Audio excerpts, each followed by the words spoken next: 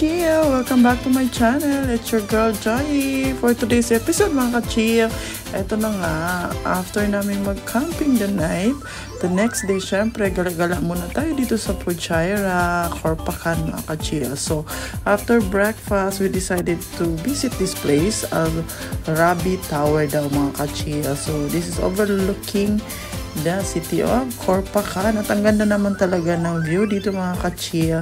Do you know that this place has a height of 395 meters above sea level? O diba? Panalo. O diba? Trivia. May ganon. Anyway mga ka-chill, so ayun na nga, may very famous na restaurant dito called The View by Wave. So, ayan po mga ka-chill ang view. Look at that. Very nice. And this is also known for our hiking trail. So, ayan. Meron talaga, pinupuntahan talaga sila dito mga ka-chill for a hiking. So, ayan. Tingnan natin ang view para mag-hike tayo. Charot lang. Siyempre, hindi tayo mag-hike mga ka-chill dahil mainit. So, this is around 10 AM. So, ang init mga ka-chill dahil may summer pa dito sa UAE. So, ayan mga ka-chia. Very nice siguro to pag yung during winter season for sure. Masarap hiking dito. So, look at the view. Ang ganda, di ba? Makikita nyo po yung view ng Corpacan Sea Port or whatsoever dyan, yung mga beaches nila. So, ayan ang hiking rin mga ka-chia. Ayan, ayan, di ba? Meron siya mga ganyan. So, marami pumupunta daw doon mga ka-chill.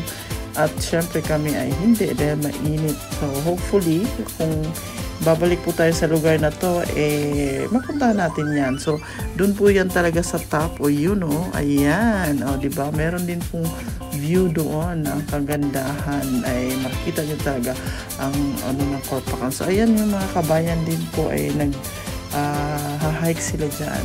Tingnan nyo mga aking kasama. Diba? Parelax-relax lang siya dyan. So, yun yung mga ka-chill. Ayun na nga, must visit ito pag nandito kayo sa Puchayra, Corpacan. And, ito na po yung very famous na restaurant nila dito na The View. Ang ganda naman talaga ng view, mga ka-chill. At dito kayo kakain. At very famous din daw po ito sila sa kanilang mga dishes. So, like, coffee, drinks, and syempre meron din sila po dito mga dishes na pang breakfast, lunch, and dinner. So kung ano man po yung gusto ninyo, pwede dito. So at ang ganda pa ng view. So ito na nga mga ka-chill ang sa labas. So ipapakita muna natin yung labas. Ayan. Ang travel pa dito from Dubai mga ka-chill is mga 1.5 to 2 hours depende on how fast you drive. Pero yan, worth it naman pupuntahan since kami po ay pumunta dito the night before dahil nag-camping kami. So the next day, siyempre, ikutin na rin po natin ang mga places dito sa Corpacan dahil minsan nga lang naman tayong makapunta dito dahil medyo malayo po ito sa sibilisasyon. Charot lang.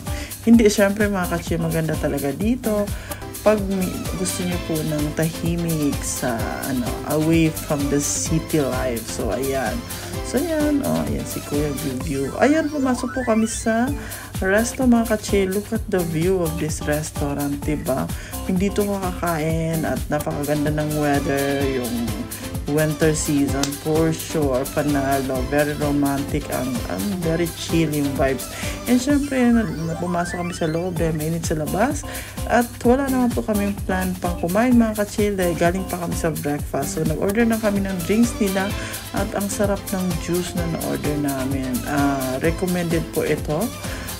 Na-try na rin po nila ate at kuya dito. Kaya ayan, recommended ang drinks na to na very nice, very refreshing.